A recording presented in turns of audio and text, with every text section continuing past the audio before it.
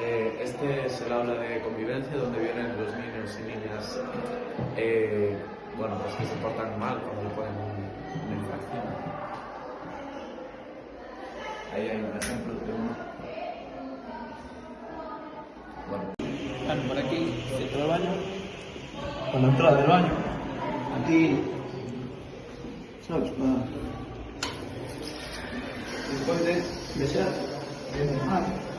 bueno, aquí se puede. Van aquí, seguro que hay alguien.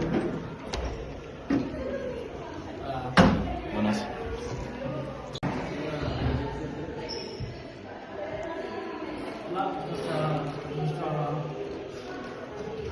Nuestra clase, con la mesa del profesor.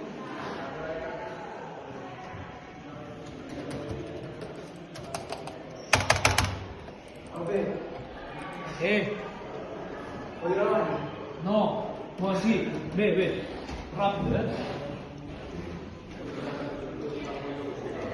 Vamos.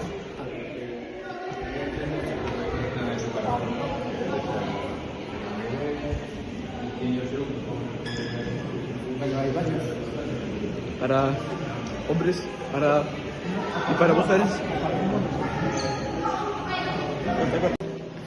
El pasillo que sirve para ir a clase aquí, hay clases y están Comunican las clases. clases. Mira, para ir Ahí hay una clase. ¿Podemos ver? bueno, está en clase. Esta es la entrada del instituto. Sirve para entrar. Y ahora veremos una demostración de cómo.